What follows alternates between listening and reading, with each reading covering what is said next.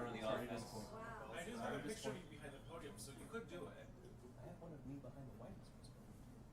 Right. I know, right? Right.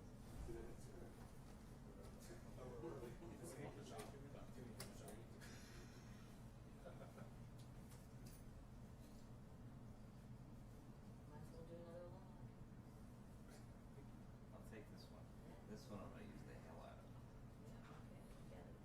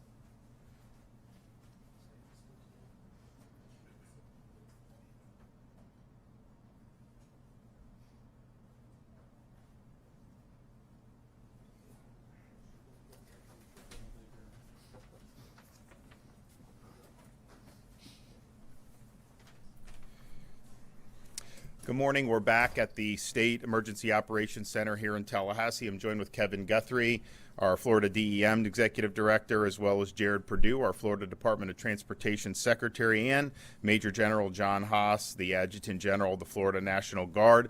As you know, Hurricane Helene made landfall last night as a Category 4 hurricane at Deckle Beach in Taylor County.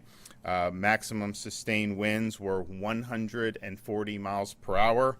It made landfall moving 23 miles per hour. We saw storm surges in many parts of the west coast of Florida that exceeded what we saw in Hurricane Idalia, which took a similar track. It was similar strength, maybe a little bit weaker, but you were seeing significantly more storm surge in places like Tampa Bay. We also saw major storm surge, of course, in the Big Bend region. We did report that there was a traffic fatality last night. We also this morning can report that there's been another fatality reported in Dixie County due to a tree falling on the home during the storm. Overnight, as soon as it was safe to do, and even in many cases probably wasn't perfectly safe to do, search and rescue operations were conducted to help people that were in distress and transport them to safety. These missions continue, but we've had thousands of missions successfully completed in the overnight hours throughout the state. This is our local first responders. This is local in conjunction with state assets and state assets directly going in and effectuating rescues, and that's the National Guard, that's Florida Fish and Wildlife, that's all the assets we had available to help support these rescue efforts. And all the calls that any state officials responded to last night. We were able to find the person or people and pets and bring them to safety. And so that's a contrast from some of the things that we saw, for example, at Hurricane Ian. Now it's still early. They're going to have those folks who were responding to those calls. They're going to be doing broader search and rescue in those areas that did get hit with significant storm surge and see if there's any other problems or if there's any folks that are still left behind. But as of now, we don't have reports of that. And so those missions were successful, and those missions saved a lot of lives. So I want to thank all the first responders, our folks working for the sheriff's departments, fire rescue, of course, all our state assets. Everyone was ready to go, and it made a big difference for what was a really historic storm surge in different parts of the state. We have currently, as of 6 a.m., 1.24 million accounts without power throughout the state of Florida. Since the storm has begun, there have been 1.16 million accounts that have already been restored. As of 6 a.m., we have 382,000 accounts for Duke, 284,000 for the co-ops, 253,000 for the munis, 233,000 for FPL, 77,000 for TICO, and 11,000 for FPU. So those restoration efforts are underway. They've been going on the entire time as people have lost power, and so I think you're going to see some progress on that throughout today. As of now, we have a number of severely impacted counties with over 30% of the power out. Alachua 55% out, Baker 86%, Bradford 65% out, Citrus 34% out, Clay 33% out, Columbia 99% out, Dixie 92%, Gilchrist 87%, Hamilton 99%, Jefferson 83%, Lafayette 81%, Leon 44%, Levy 83%, Liberty 33%, Madison 99%, Nassau 57%, Pinellas 41%, Polk 33%, Sewanee 99%, Taylor 99%, Union 86%, Wakulla 82%. And you notice those 99% counties are generally the counties that were in the immediate path of the storm. We had rescue operations going on like Southwest Florida, where the storm was 100, 150, 200 miles off the coast, and yet still generated major storm surge, and that was really the story up the whole Florida peninsula. But then as you got into landfall, where you had those Category 4 winds, there's no question that was going to disrupt the power operations, and so that's what you've seen.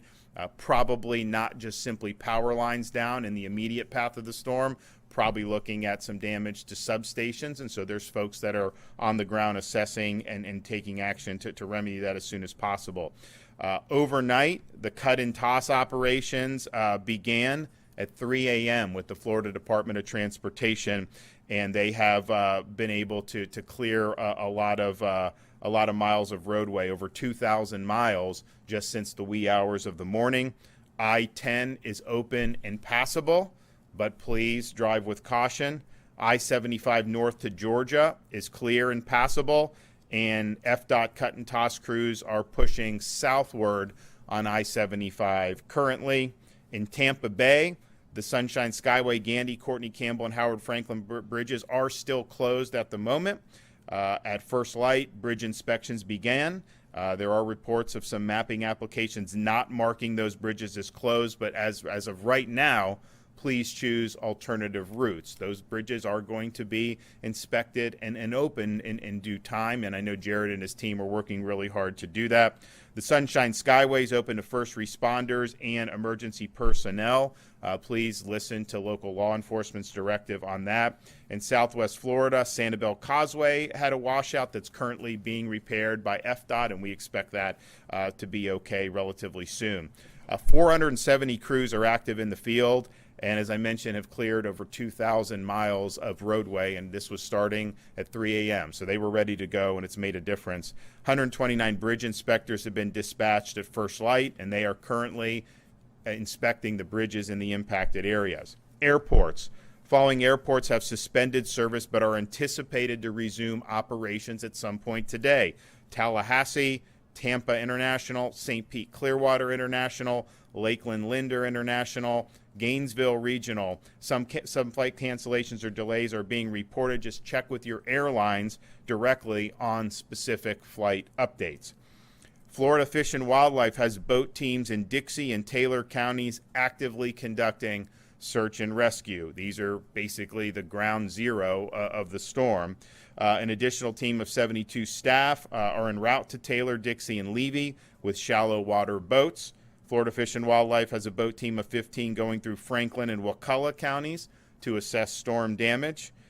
From Hernando to Lee, FWC has 145 local officers that are responding, an additional 15-man airboat team that are coming over to the west coast of Florida from Titusville. They will also have a 16-man Florida State Guard team with them, and they are headed currently to Pinellas County to assist with search and rescue there. Florida Department of Law Enforcement has positioned assets, including aircraft, and is responding for reconnaissance and damage assessments, including all backup satellite and communication systems. Portable towers have been staged for emergency communications, and FDLE staged telecommunications emergency response task forces for responses to ensure continuity of service for the 911 system. Of course, we have Florida Highway Patrol that have been assisting local officials throughout the whole time, and they are deployed and working as necessary. They are also assisting with cut and toss operations, clearing down trees and debris from not just the interstate and state roads, but also assisting with clearing local roads.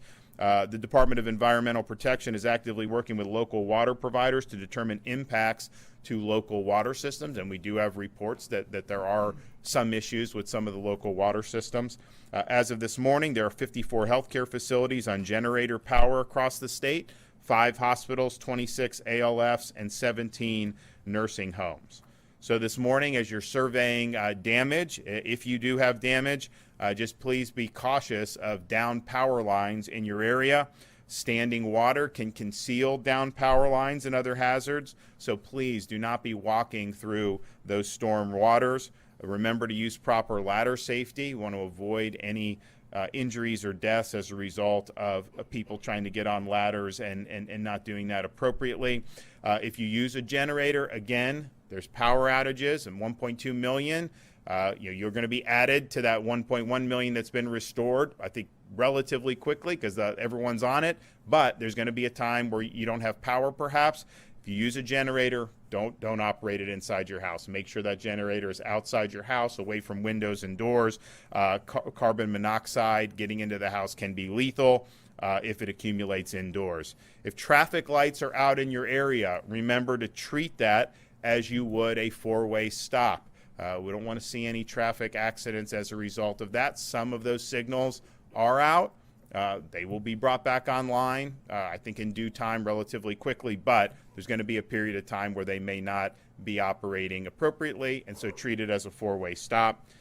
Remember, be careful using chainsaws. We've had mishaps with chainsaws in the past. I know people, there's maybe debris, there may be things they want to do around their property, and of course you're entitled to do that, but just know this has been an issue that we have seen in storms past.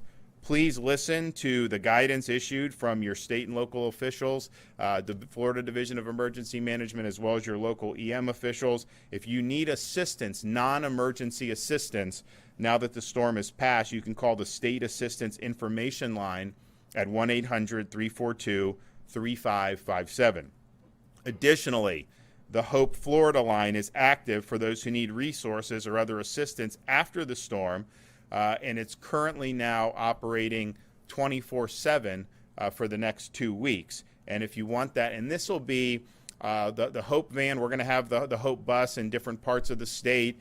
This is a place where a lot of these charity groups that come and help, they're going to be plugged in here, and it's a way to kind of get you to some help that you need. Kevin and I will be surveying kind of what all groups are going to be involved, but I mean, you look and see some of the flooding that's happened. we've got groups that do muck and gut. Is Rubicon, are they going to be en route? Probably, yeah. So, Rubicon, great group. They come in, they help you with muck and gut. We have a program where we can bring tools and the supplies so they can use that. So there's a whole host of things. So the Hope line is 1-833-GET-HOPE, 1-833-GET-HOPE. There's a card where they have the little the little thing you can scan if you want to get on that. They gave that to me 2 days ago, and they're like, you can show this if you want. And I was like, well, is this for pre-storm or post-storm? I'm like, well, mostly post-storm. And I'm like, okay, what are the hours of this? They're like, well, 9 to 5. I'm like, no, I'm not giving out a number 9 to 5. Like, it's got to be open 24. So we made sure to get that number open and operating 24 hours. Now, I think now that the storm's passed, probably most of the stuff's going to be in business hours, but I didn't want to be in a situation someone calls at 8 at night, they have a need, and no one's there. So this has been expanded for 24 hours, and so that Hope line is there for your assistance as well. I just want to thank everybody who midnight, 1 a.m., 2 a.m., 3 a.m. were out there rescuing folks. This is not something that's easy. The conditions were still very problematic in many respects up and down the state, and yet we had our folks respond, and we said that this would be what would happen, because that's just kind of what we do here in Florida, but yet a lot of folks that made a big difference. While many people across the country were sound asleep, you had these folks that were out there putting themselves on the line and helping their fellow Floridians, so thank you for that. Okay, Kevin? Good morning, everyone. Governor, again, thank you for your steadfast leadership and support all the way through the night as we were working all night long to help the citizens of Florida. Hurricane Helene, as mentioned, has made landfall in the Big Bend region as of last night around 11 p.m. What we're in the process of doing right now, the first 24 hours we focus on search and rescue. Over the next 48 hours, we will add what we call search, secure, and stabilize. So we want to search the area, make sure that we look for life issues, life safety issues. Then we will secure the area to keep things from getting worse, and then obviously stabilize it. So that's what we're focused on over the next 72 hours. As those search and rescue missions happen today and continue, please do not go out and visit the impacted areas. I beg you. We literally have over 1,500 search and rescue personnel in the highly impacted areas right now. Do not get in their way. We need you to stay off the roads, get out of our way so that we can go do our jobs. Listen to your local authorities for updates on when it is safe to go outside or when it is safe to return to your homes for those evacuated. Remember to take, when you get back home, remember that you take close-up and far-away pictures of any damages and high water marks before you begin any cleanup. The best way to combat a bureaucrat down the road is make sure you do the documentation in the first 24 hours. Make sure you have all of that stuff as you move forward. All right. I know that these are fights with insurance companies and other federal agencies. Just again, FEMA's going to want all the documentation. So take the pictures now as you get out at first light. If you are beginning the cleanup process, be sure that you're wearing the appropriate safety gear. Again, you heard the governor talk about the use of chainsaws, the use of ladders, things like that. Folks, please, I know it's not fashionable, but wear your safety goggles, wear gloves, wear a hard hat. Just please make sure you're being safe if you're out there operating. Those are all preventable deaths and injuries. We can 100% prevent that. If you do not know how to use equipment, if you do not know how to do those heavy lift capabilities, please do not attempt to clean up that material on your own. We will help you. We have nonprofit organizations. You heard the governor speak about Hope Florida this morning. You can go to their website. You can put in the requested assistance that you need. We're the Activate Hope side of Hope Florida, so we are right now trying to get everybody to go to the portal, put in what your issues are. We will start triaging that. We will get people to you. We will be announcing later today the crisis cleanup line being open for cleanup issues. But again, we have people that will help you do that. There's no reason to put yourself in any type of danger. If you're out in the yard, don't cut lines. You're not a resident expert on what is a power line, a cable line, or a fiber optic line. The reason I ask you not to cut those lines is some of our 911 centers across the state run on fiber or cable. If you cut a fiber optic line, you may be cutting communication to a 911 center, even at the residential level. So please, please do not cut lines. We beg you to do that. Beg you not to do that. Make sure you, when you start taking debris to the roadway, again, I know this is going to sound bureaucratic, but it would really help folks like Jared, the DEP, but separate it. If you can separate the vegetation from the white goods, you know, the appliances and the furniture and stuff like that that's coming out of your house, and also separate the household chemicals that may have spilt, like your bleaches and fertilizers and things like that. If you could separate those into 3 distinct piles, it would certainly help the cleanup process as we get in there and start taking care of those issues. Please make sure that your debris does not block any roadways. Please do not do that.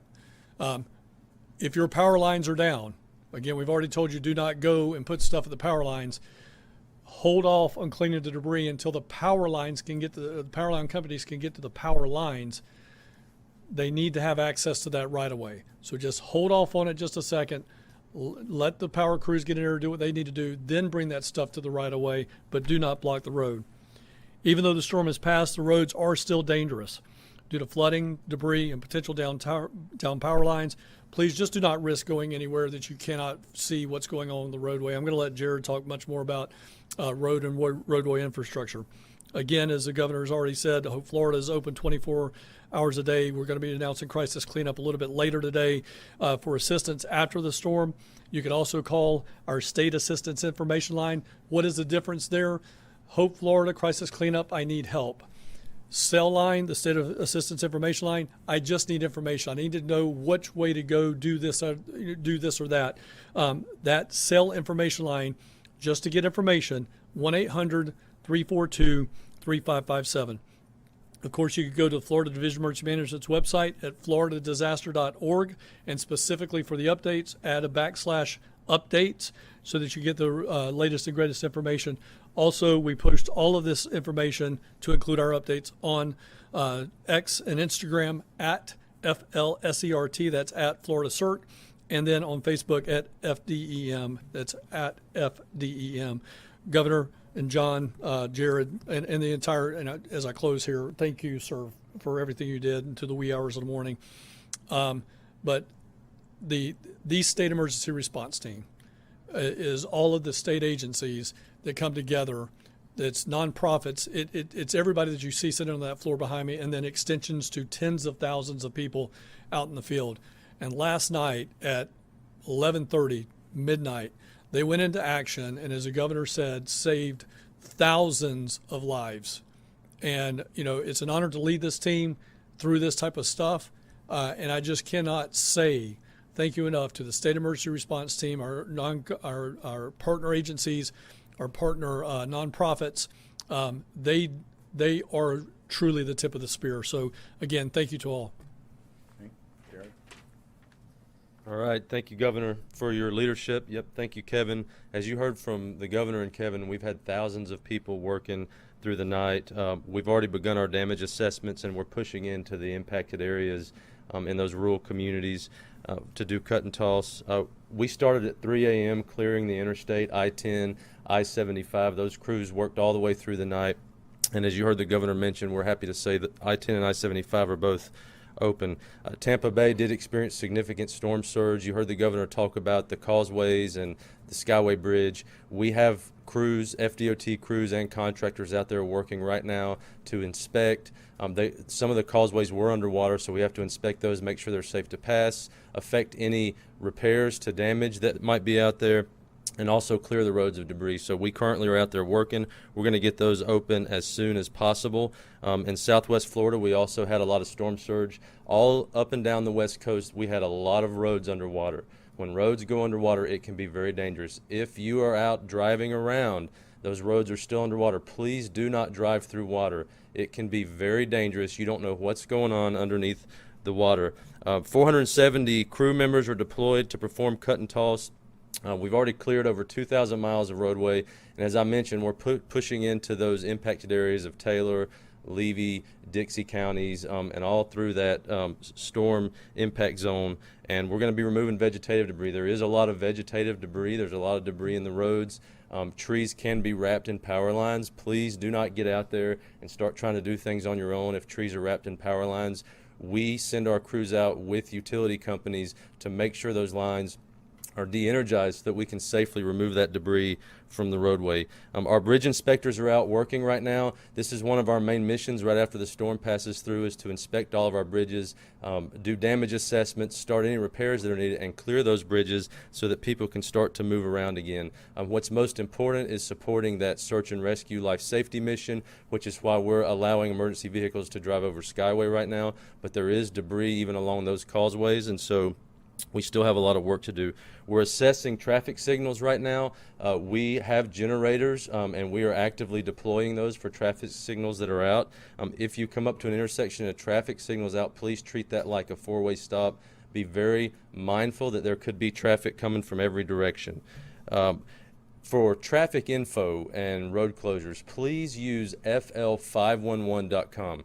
We've heard a lot of reports. We've seen the navigation apps have not had up-to-date information. fl511.com is our website. We are actively updating that minute by minute with our regional traffic management centers. We have 10 across the state.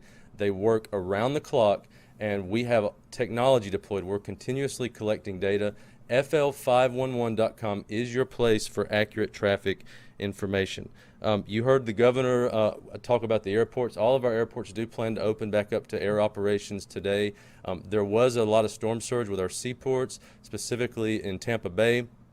They plan to get Seaport back open as quickly as possible. They have to inspect the channel, but their fuel operation will be back up and running within the next few hours, and they have been moving fuel all through the night. So they've had a very successful operation there. Again, Governor, thank you for your leadership. I'm very honored to be part of this emergency response team. We've been working all through the night, and we have a lot more work to do, and we're ready to get it done. Thank you. And I think people that have followed, the storms in recent years are not unfamiliar with the track that this one took, because it's similar to what was done with Idalia in 2023, and it was similar to Debbie earlier this year.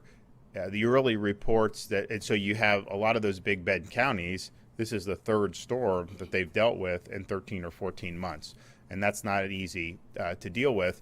And then the early reports we've received is that the damage in those counties that were really in the eye of the storm has exceeded the damage of Idalia and Debbie combined.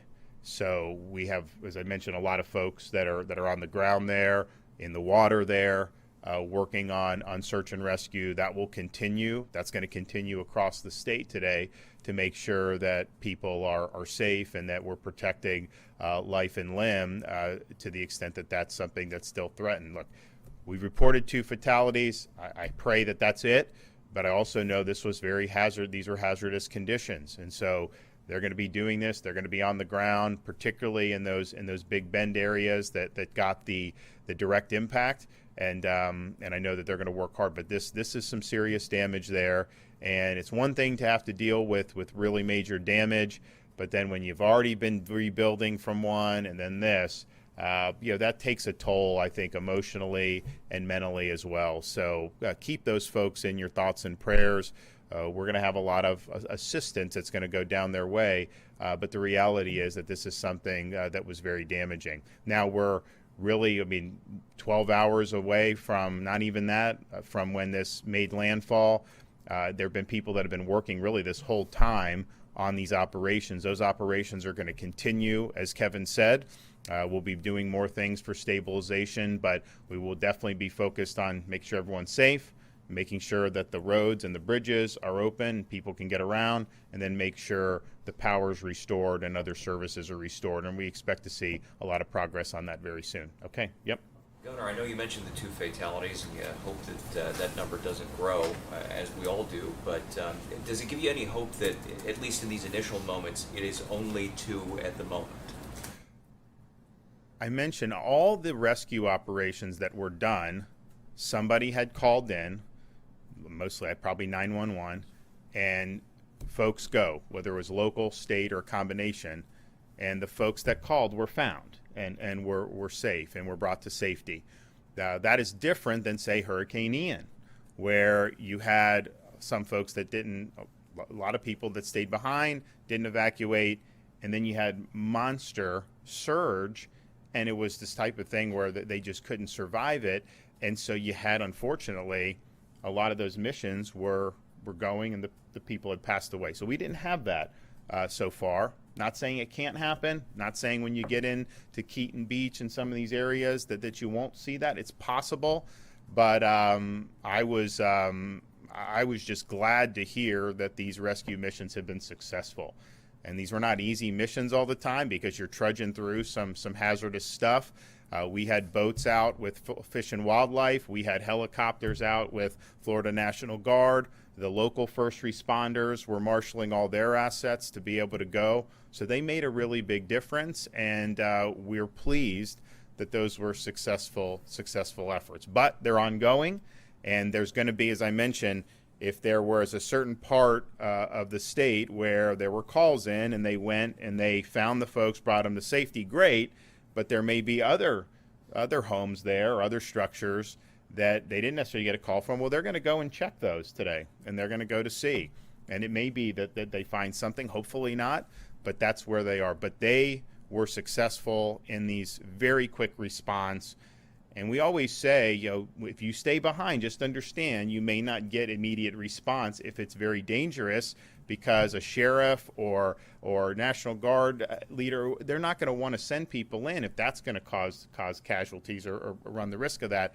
But I think what you saw is I think a lot of people did go out in hazardous conditions. I think that they put themselves at risk in order to make sure other people were safe, and that's very admirable. You mentioned that the early damage was worse than the previous two storms combined.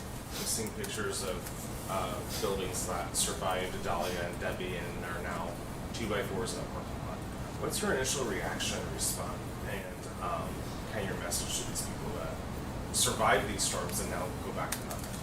Well, what I said, just a minute ago about when you get hit by a big storm like Idalia, it's tough. And then to have Debbie come, it's like, well, we're trying to get back on our feet. And when you have a major hurricane, it's not something that just is done in 6 weeks. I mean, there's things you do immediately, of course, but there's a longer term rebuild that happens. And so to have something that was even bigger than those two storms cause a lot of damage, I think it is a sense of trauma for the community. I think there's a demoralization, because it's like, okay, we worked all this, and then now we could potentially be worse off than we were even before Idalia. So we're mindful of that, and as I said, we're gonna have support there. It's not going to be easy, but we'll get through it.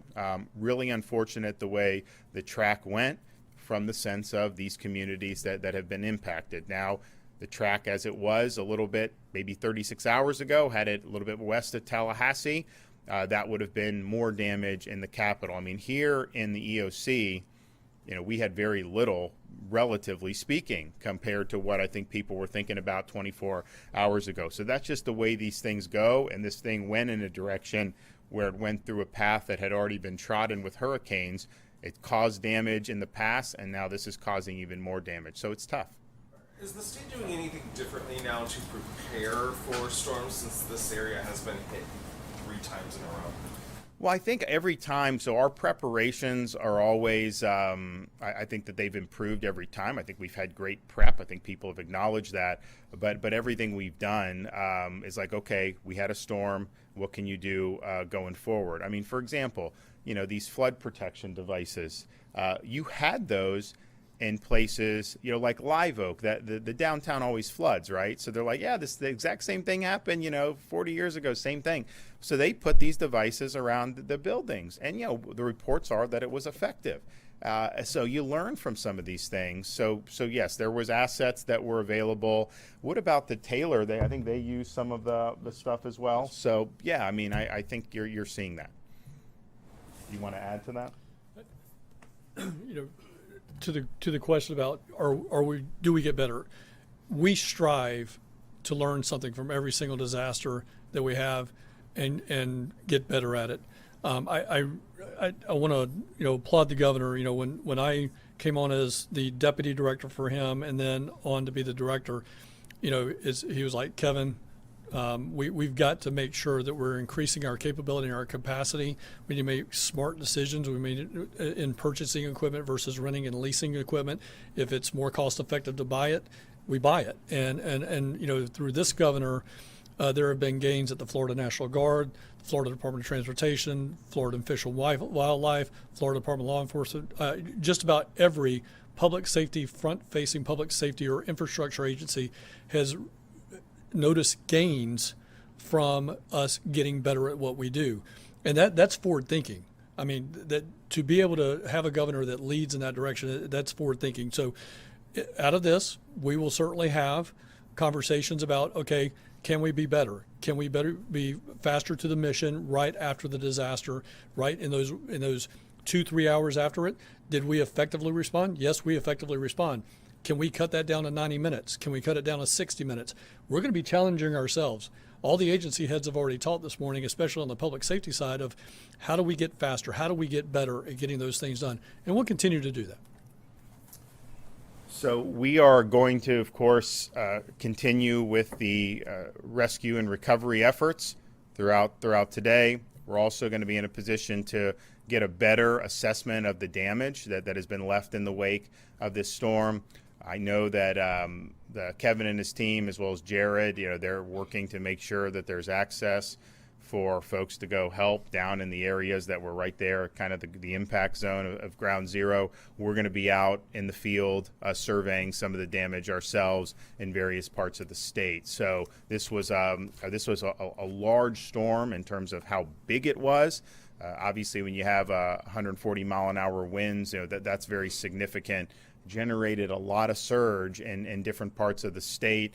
I think that's going to subside today, but it's obviously left a lot of damage. It's necessitated a lot of rescue efforts. Those rescue efforts have been successful. We thank everybody who has been involved in that. And of course, we're going to continue working to make sure that the utilities have what they need to be able to get in and have a strong power restoration. And those efforts are very important as well. Thanks.